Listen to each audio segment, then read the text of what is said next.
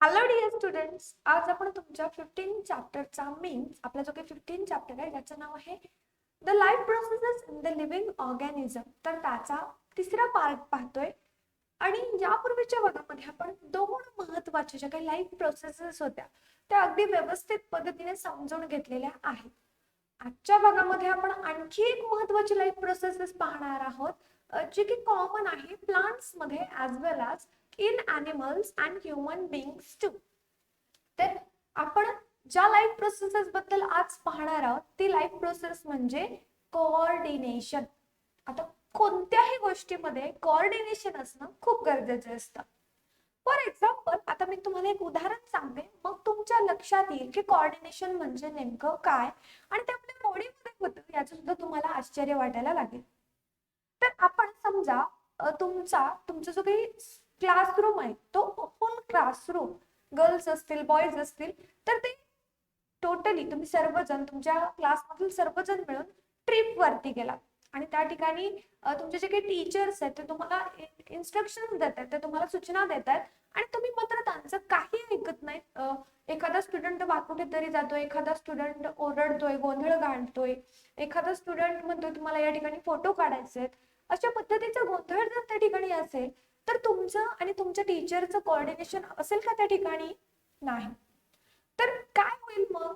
तर त्या ठिकाणी तुमची जी काही ट्रिप आहे त्यामधला जो काही मजा असेल तर ती उरणार नाही आणि मग तुमचे टीचर तुम्हाला रागवतील आणि मग ते तुम्हाला स्ट्रिक्टली मग तुमची ट्रिप परत कॅन्सल होईल किंवा मग असे बरेचसे प्रसंग त्या ठिकाणी उद्भवू शकतात.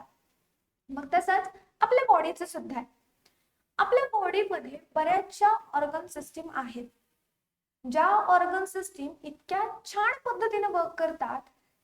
यामागे एक मास्टर माइंड आहे, एक टीचर आहे.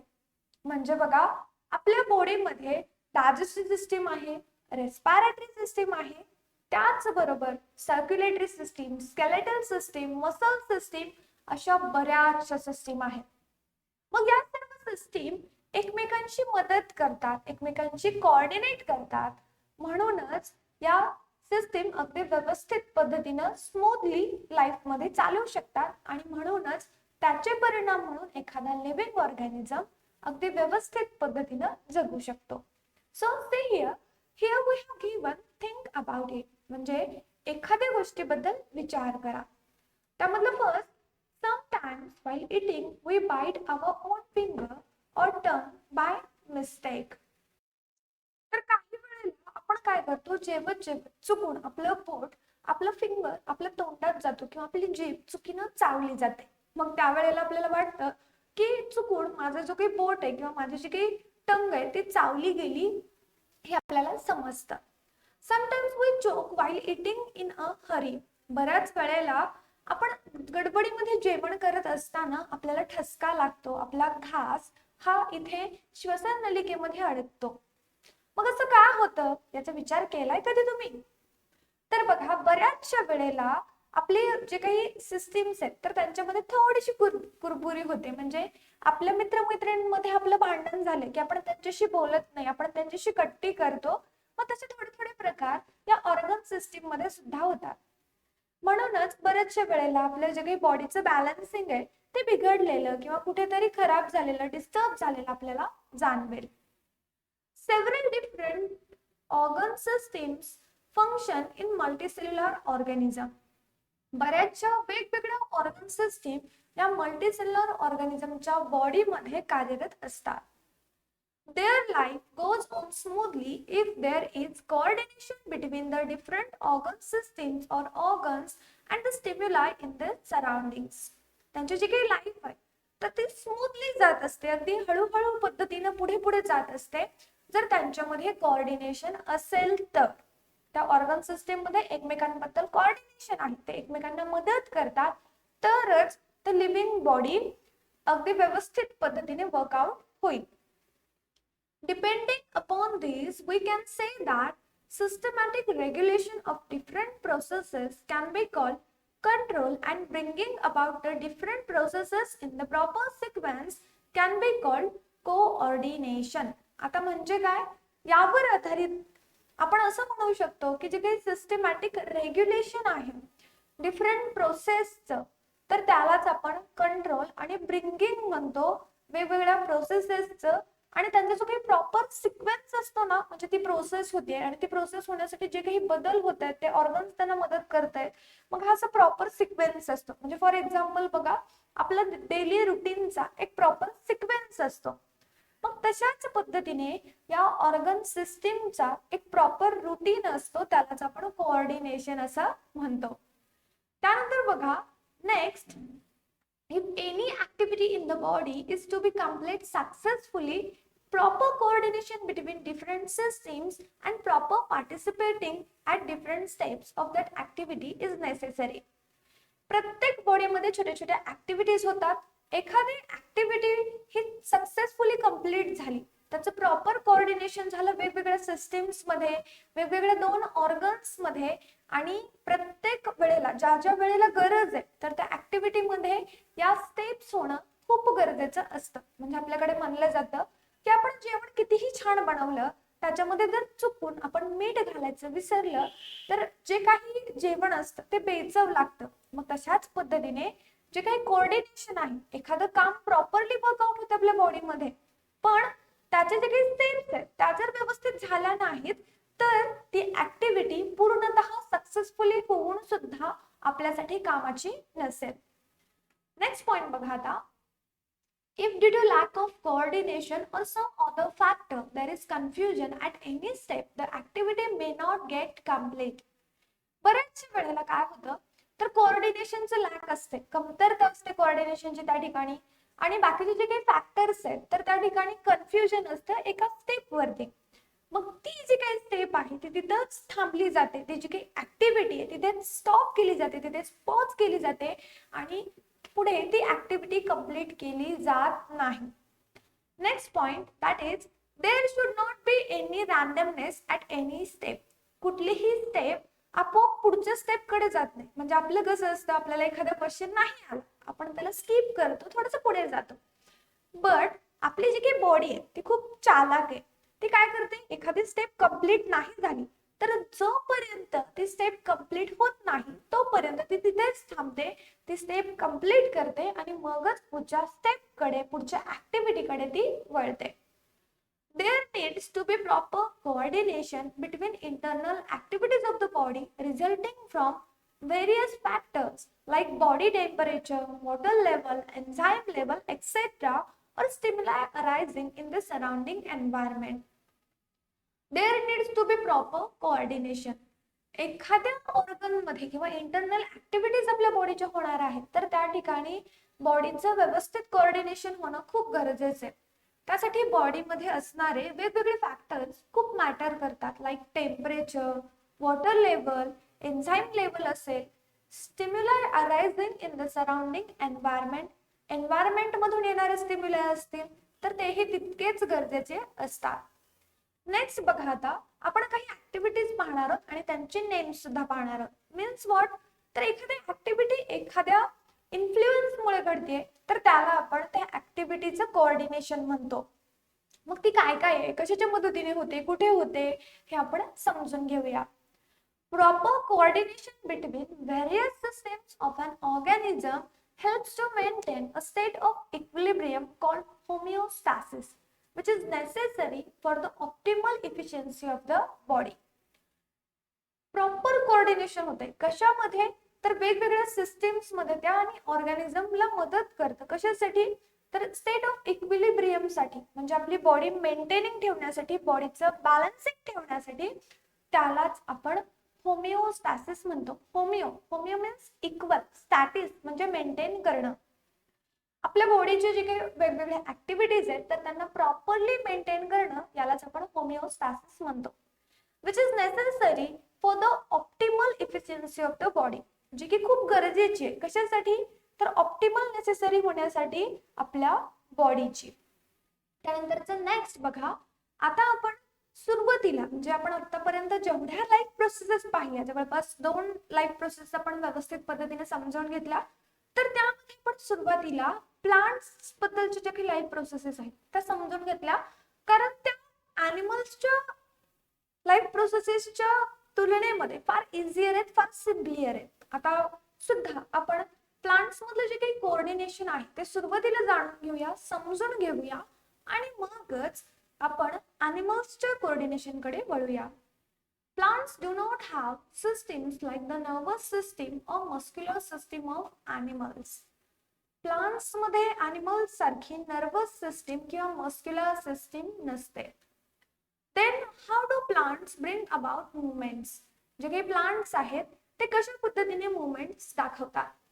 In plants, movements are mainly in the form of responses given to the stimuli.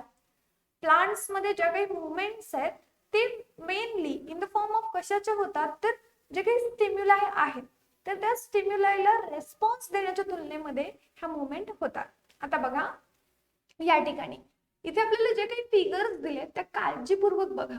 तुम्हाला काय समजतं हे सुरुवातीला जाणून घ्या. बघा या फिगर्स कडे काय काय लक्षात येतं तुमच्या, की पोलन ट्यूब ग्रो होते ओव्ह्यूल कडे. आता इथे ओव्ह्यूल आहे आणि याच्याच दिशेने ही पोलन ट्यूब ग्रो होत आहे. या सेकंड फिगर मध्ये, सेकंड डायग्राम मध्ये जो काही प्लांट आहे तर ती कुंडी खाली पडलेली आहे तरी सुद्धा हा प्लांट सनलाइटच्या दिशेने ग्रो होतोय. असं का होतंय? त्याचबरोबर जे काही टिग्मोट्रॉपिक रेस्पॉन्स आहे म्हणजे ज्या ठिकाणी सपोर्ट आहे त्याच दिशेने ती वेल वाढते. असं सुद्धा का होतं? तर हे आहे प्लांट्स मधलं कोऑर्डिनेशन. ते कशा पद्धतीने होतं, त्यांची नावं काय हे लक्षात घेऊया. The movement of growth of any part of the plant in response to external stimulus is called tropism or tropic movement.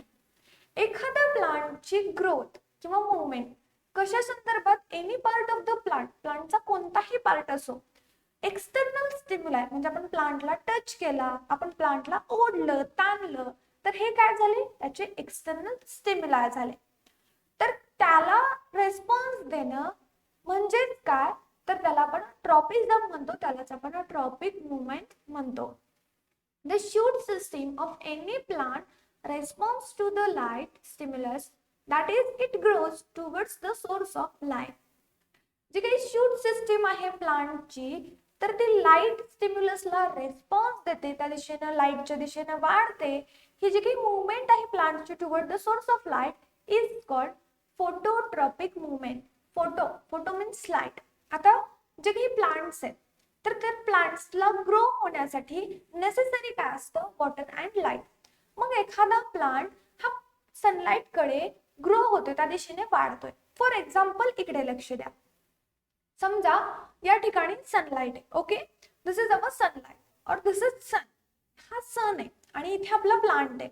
मग हा प्लांट असा आडवा झालाय पण त्याला सनलाईट हवी आहे. मग तो काय करेल, तर तो या सनलाइटच्या दिशेने ग्रो होते, त्या दिशेने तो वाढतोय. तर ही जी काही मूवमेंट आहे प्लांटची यालाच आपण फोटोट्रॉपिक मूवमेंट असं म्हणतो. त्यानंतर नेक्स्ट बघा, the root system of plants response to stimuli like gravitation and water. जे काही रूट सिस्टीम आहे प्लांटची ज्यामध्ये स्टिम्युलाई असतात ग्रॅव्हिटेशन आणि वॉटरचे, तर त्या संदर्भातले जे काही रेस्पॉन्स असतात त्याला आपण ग्रॅव्हिट्रॉपिक मूवमेंट किंवा हायड्रोट्रॉपिक मूवमेंट म्हणतो. तर root system of plants response to stimuli like gravitation of water, these responses are called gravitropic movement or hydrotropic movement. Water कडे असेल रेस्पॉन्स तर हायड्रोट्रॉपिक मूवमेंट आणि ग्रॅव्हिटेशनल फोर्स कडे जर मूवमेंट असेल त्या प्लांटची दॅट इज ग्रॅव्हिट्रॉपिक मूवमेंट. एवढा भाग तुम्हाला क्लिअर झाला की ट्रॉपिझम म्हणजे काय, ट्रॉपिक मूवमेंट्स काय असतात, किंवा मग फोटोट्रॉपिक मूवमेंट काय, ग्रॅव्हिट्रॉपिक मूवमेंट काय, हायड्रोट्रॉपिक मूवमेंट काय. बऱ्याचशा वेळेला या मूवमेंट्स मध्ये कन्फ्युजन होतं. त्यामुळे ज्या काही मूवमेंट्सचे नेम आहेत तर ते त्यांची फोड करून जर आपण लक्षात ठेवली तर ते लक्षात राहतात. फोटो म्हणजे लाईट, मग ते लाईट कडे अट्रॅक्ट होतो म्हणून आपण त्याला फोटोट्रॉपिक मूवमेंट म्हणतो. मग येतो ग्रॅव्हिट्रॉपिक मूवमेंट, ग्रॅव्हिटीकडे अट्रॅक्ट होतो म्हणून आपण त्याला ग्रॅव्हिट्रॉपिक मूवमेंट म्हणतो. आणि शेवटी आहे आपला हायड्रोट्रॉपिक मूवमेंट, वॉटरकडे अट्रॅक्ट होतो म्हणूनच आपण त्याला हायड्रोट्रॉपिक मूवमेंट असं म्हणतो. तर इथेपर्यंतचा भाग तुम्हाला अगदी व्यवस्थित पद्धतीने समजला असावा. तर आता आपण थोडंसं पुढे सरकूया. Okay guys, see here. त्यानंतर the movements shown by plants in response to specific chemicals is called chemotropic movement. तर प्लांटची जी काही मूवमेंट आहे तर ती मूवमेंट किंवा मग रेस्पॉन्स टू केमिकल आहे, स्पेसिफिक केमिकल आहे कडे, एखाद्या फक्त स्पेसिफिक विशिष्ट असं केमिकल आहे त्याच्याकडे त्याचा रेस्पॉन्स आहे, यालाच आपण किमोट्रॉपिक मुवमेंट म्हणतो.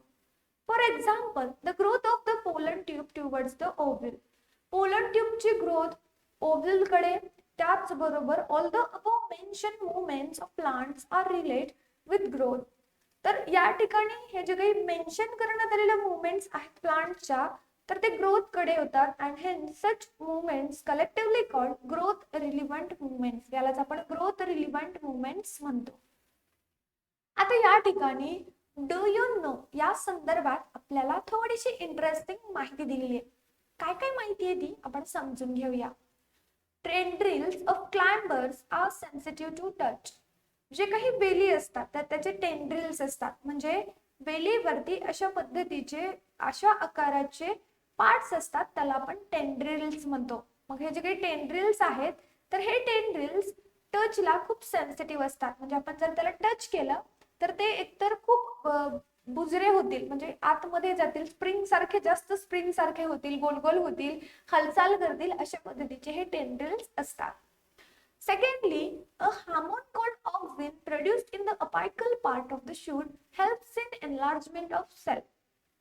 तर अपायकल पार्ट म्हणजे जो काही वरचा पार्ट असतो, ज्याला आपण शेंडी म्हणतो, थोडक्यात टोक म्हणतो, तर त्या ठिकाणी ऑक्सिन नावाचा एक हार्मोन तयार होतो, जो की त्या देठाला, शूटला, स्टेमला वाढण्यासाठी मदत करतो. त्या स्टेमची जी काही सेल्स आहेत तर त्यांची एनलार्जमेंट होण्यासाठी त्यांना मदत करतो. त्यानंतरचं नेक्स्ट तिसरा इंटरेस्टिंग फॅक्ट इज अबाउट, कशाबद्दल तिसरं इंटरेस्टिंग फॅक्ट, लक्ष द्या. तर hormones like gibberellins helps in the stem elongation and cytokinesis helps in the cell division. आपल्या बॉडीमध्ये ज्या काही वेगवेगळे हार्मोन्स असतात, आता केमिकल कोऑर्डिनेशन बद्दल आपण या चॅप्टरच्या शेवटी अगदी व्यवस्थित पद्धतीने पाहणार आहोत की आपल्या बॉडीमध्ये कोणते कोणते हार्मोन्स वर्कआउट करतात, कशा पद्धतीने वर्कआउट करतात, या सर्व गोष्टी आपण व्यवस्थित पद्धतीने पाहणार आहोत. पण आता फक्त एवढ्याच लक्षात ठेवा की प्लांट ग्रोथ मध्ये सुद्धा बरेचसे ग्रोथ हार्मोन्स इन्व्हॉल्व असतात, लाईक सायटोकायनेसिस, ऑक्सिन, गिबरेलिन्स आहे. तर असे वेगवेगळे हार्मोन्स त्या ठिकाणी त्यांना मदत करतात. त्यानंतर next, the hormone abscisic acid is effective in the prevention and retardation of growth, leaf building etcetera. तर असे वेगवेगळे जे काही हार्मोन्सचे फंक्शन्स आहेत ते आपल्याला या ठिकाणी माहिती झाले. तर आतापर्यंत तुम्हाला माहिती होतं का की प्लांट्स मध्ये सुद्धा हार्मोन्स असतात? म्हणजे तुम्ही कधी ऐकलं असेल किंवा मे बी ऐकलं नसेल, तर तुमच्यासाठी बऱ्यापैकी ही खूप नवीन इन्फॉर्मेशन होती. त्यानंतर नेक्स्ट बघा, आता या ठिकाणी तुम्हाला काही चित्र दिसतात, हे चित्र बघा व्यवस्थित पद्धतीनं. तर या चित्रांमध्ये तुम्हाला जे जे काही प्लांट्स दिसत आहेत त्याबद्दल तुम्ही काय विचार कराल, थिंक अबाउट इट. तर पहिला जो काही प्लांट आहे ज्याचं नाव आहे टच मी नॉट, असं प्लांट बघितलंय का तुम्ही कधी? तर ह्याचं मी मराठीतून नाव सांगते, मग तुमच्या लक्षात येईल याला टच मी नॉट प्लांट का म्हणलं जातं. तर हे जे काही पहिलं चित्र आहे, हे चित्र आहे लाजाळूच्या झाडाचं.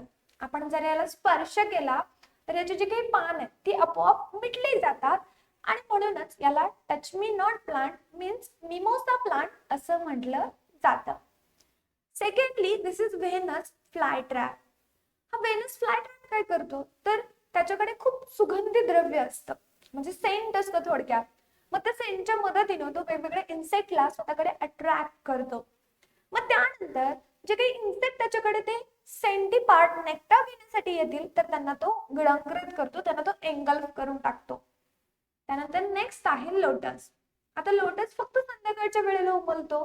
बाल्सम, मग यांचे जे काही मुवमेंट आहेत, यांचे जे काही कोऑर्डिनेशन आहे ते आपण जाणून घेऊ. See here, on careful observation it is seen that in plants like touch me not, that is mimosa, movement also occurs at the places other than where it has been touched.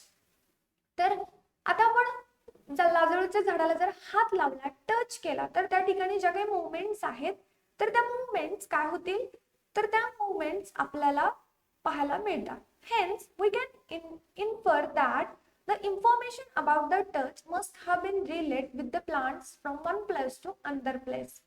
आपण जर त्याच्या पानाला हात लावला तर त्याचं पूर्णच्या पूर्ण एक लिफलेट काय असते तर लाजरी बुजरी होते, ती मुडते, दुसऱ्या सुद्धा त्याच्या लिफलेटची हालचाल होते. मग यावरून आपल्या काय लक्षात येतं की आपण ज्या ठिकाणी स्पर्श केला त्यातून ती माहिती अदर पार्ट्स कडे सुद्धा गेली, म्हणूनच अदर पार्ट्सने सुद्धा काय केली, हालचाल केली. नेक्स्ट बघा आता, plants use electrochemical impulses for transfer of information from one place to another place. एका ठिकाणाहून दुसऱ्या ठिकाणी इम्पल्स ट्रान्सफर करण्यासाठी प्लांट इलेक्ट्रोकेमिकल इम्पल्स यूज करतात. आता प्लांट्स मध्ये आणि आपल्यामध्ये बऱ्याचसा फरक आहे. आपल्यामध्ये सेल्स असतात ज्यांना आपण नर्व सेल्स म्हणतो, त्यांच्याबद्दल आपण पाहूया, थोडंसं सस्पेन्स ठेवा. बट प्लांट्स मध्ये काय असतात, so there is electrochemical impulses in the plants to transfer information from one place to another place. Plant cells change their shape by increasing or decreasing their water content and thereby bring about the movements of plants. जे काही plant cells आहेत ते त्याचे shape change करतात, increase होऊन, मोठे होऊन किंवा छोटे होऊन, तेव्हा ते वॉटर कॉन्टेंटला काय करतात तर त्यांचं कमी जास्त होतं वॉटर कॉन्टेंट, त्यावेळेला मुवमेंट्स दाखवतात. Some specific movements of the plants do not lead to the plant's growth. जे काही प्लांट्सच्या स्पेसिफिक मुवमेंट्स आहेत तर ते प्लांट्स ग्रोथ कडे मूव्ह होत नाहीत. Such movements are called growth irrelevant movements. म्हणजे प्लांटच्या काही मुवमेंट्स होतात ज्या की प्लांट्स ग्रोथला लीड करत नाहीत. त्या मुवमेंटचा आणि प्लांटच्या ग्रोथचा कुठेही कसलाही आणि काहीही संबंध नसतो, तर त्या तशा मुवमेंटला आपण ग्रोथ इरिलिव्हंट मुवमेंट म्हणतो. As a response to changes in the surroundings, plants hormones bring about various movements in plants. Response to the changes म्हणजे बघा, response to changes in the surroundings, आपल्या आजूबाजूला जे काही वेगवेगळे चेंजेस होत आहेत तर त्याला रिस्पॉन्स देणं, प्लांट हार्मोन्स व्हेरियस मुवमेंट्स घडून आणतात, त्याला रिस्पॉन्स देणं, यालाच आपण मुवमेंट्स इन प्लांट्स म्हणतो. ओके, आता या ठिकाणी सुद्धा आपल्याला डू यू नो या संदर्भाखाली थोडीशी आणखी माहिती दिलेली आहे, ती आपण समजून घेऊ. In the plants called Venus flytrap, there is a trap that appears and smells like flowers and deceives insect. When an insect visits the flower-like trap, the trap closes up and trapped insects is digested by the plant. मी तुम्हाला आताच सांगितलं, हे जे काही fly trap असतात ना ते खूप स्मार्ट असतात. त्यांच्याकडे खूप छान सुगंधी नेक्टर असतो आणि त्या नेक्टरला घ्यायला जर इन्सेक्ट आले तर इथे फासासारखे दिसणार त्याचे जे काही पान आहेत किंवा रचना आहे. आता या ठिकाणी तो जो काही स्टिकी सबस्टन्स आहे, जो काही सेंटेड सबस्टन्स आहे तो असतो आणि या सबस्टन्स कडे काय होतात, आता इथे बघा, या ठिकाणी या स्टिकी सबस्टन्स कडे ते येतात आणि ते घेण्याचा प्रयत्न करतात. त्याच वेळेला हा फासासारखा दिसणारा जो काही स्ट्रक्चर आहे तो आपोआप क्लोज होतो, टाइटली क्लोज होतो. विदाउट ऑक्सिजन त्या इन्सेक्टची डेथ होते आणि मग त्या इन्सेक्ट मधले त्यांना हवे असणारे जे काही न्यूट्रिशियस घटक आहेत ते घेतात, ऍब्झॉर्ब करतात आणि मग ते टोटली क्लोज करून टाकतात.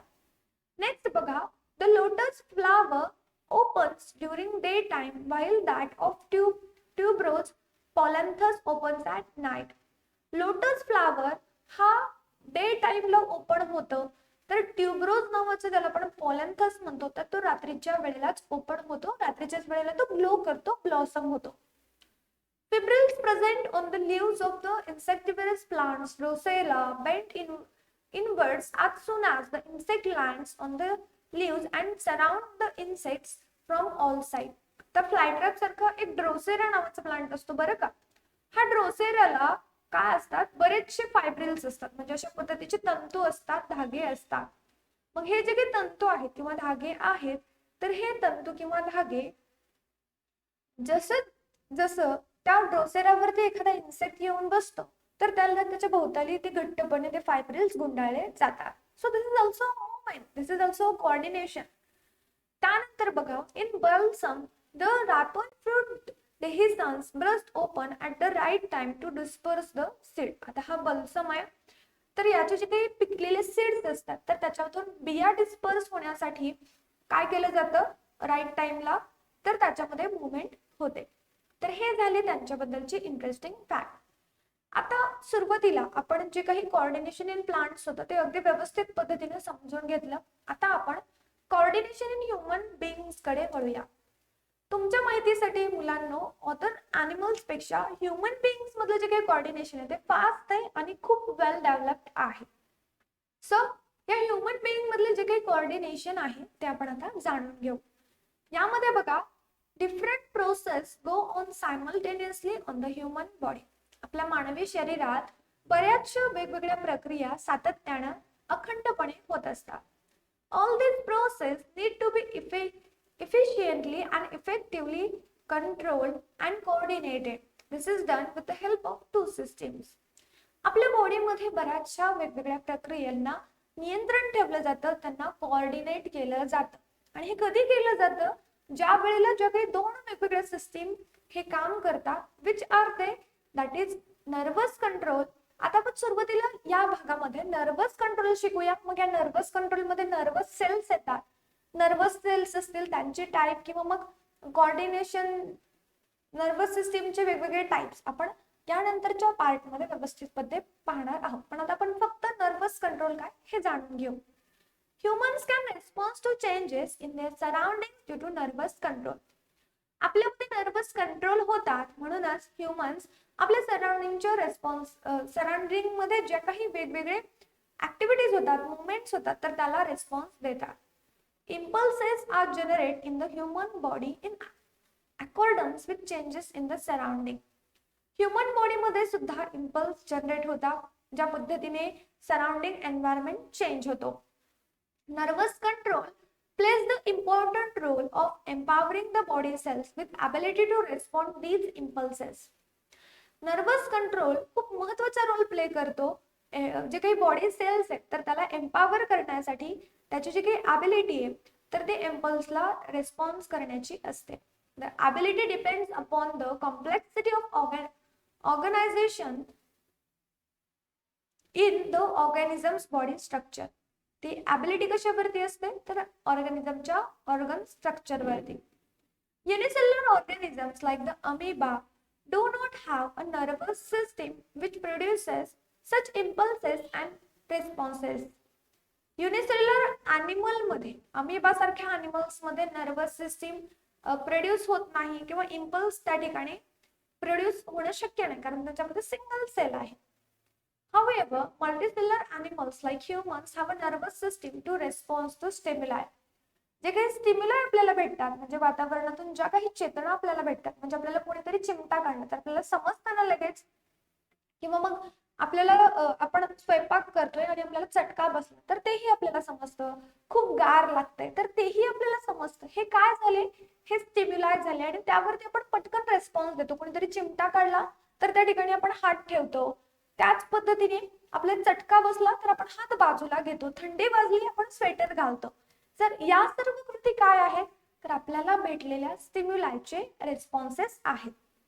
नेक्स्ट बघा, control and coordination is brought about with the help of special type of cells called nervous cell or neurons. Control आणि कोऑर्डिनेशन हे एका विशिष्ट प्रकारच्या सेलद्वारे कंप्लीट केलं जातं. Special type of cell complete केलं जातं, ज्यांना आपण नर्व सेल किंवा न्यूरॉन्स असं म्हणतो. आता यानंतरचा जो काही पार्ट आहे तर तो पार्ट आपण पुढच्या भागामध्ये, मीन्स आपला जो काही या चॅप्टरचा 4th पार्ट आहे त्यामध्ये अगदी व्यवस्थित पद्धतीने समजून घेऊया. तर आजचा जो काही 3रा पार्ट होता तो या ठिकाणी संपतो. आता या ओव्हरऑल पार्ट मध्ये जर तुम्हाला काही अडचण असेल तर लगेच कमेंट करा, किंवा मग आपला जो काही ऑफिशियल नंबर आहे त्यावरती तुम्ही मेसेजच्या स्वरूपात तुमच्या अडचणी विचारू शकता. जर तुम्ही आपल्या चॅनलवरती नवीन आहात तर लगेच आपल्या चॅनलला सबस्क्राईब करा, बाजूला असलेल्या बेल आयकॉनवरती क्लिक करा आणि त्या ठिकाणी ऑल करा, म्हणजे तुम्हाला व्हिडिओच्या संदर्भातल्या सर्व नोटिफिकेशन्स मिळतील. तर अशाच पद्धतीने आपल्या लाईव्ह क्लासेस अटेंड करण्यासाठी आपला जो काही 2nd चॅनल आहे त्याचं नाव आहे गुरुपदी अकॅडमी लाईव्ह चॅनल, तर त्याला सुद्धा सबस्क्राईब करून ठेवा. विद्यार्थी मित्रांनो, आपले बरेचसे सोशल मीडिया अकाउंट्स आहेत आणि त्यांच्या लिंक्स तुम्हाला या व्हिडिओच्या डिस्क्रिप्शन बॉक्स मध्ये मिळतील, त्याही ठिकाणी तुम्ही जॉईन होऊ शकता. तर अशाच पद्धतीने या पुढील पार्ट्स पाहण्यासाठी, या पूर्वीचे पार्ट्स पाहण्यासाठी किंवा अदर चॅप्टर्स, त्यांचे एक्सरसाइजेस, त्यांचे चॅप्टर्सचे व्हिडिओज पाहण्यासाठी तुम्हाला आपल्या चॅनलच्या प्लेलिस्ट मध्ये जावं लागेल. त्या ठिकाणी तुम्हाला 9th स्टँडर्ड सायन्स आणि टेक्नॉलॉजी या फोल्डरमध्ये सर्व व्हिडिओज मिळतील, तर ते पहा, त्यांचा व्यवस्थित पद्धतीने अभ्यास करा. लवकरच भेटू आपण या चॅप्टरच्या 4th पार्टमध्ये. तोपर्यंत बाय गाईज, टेक केअर.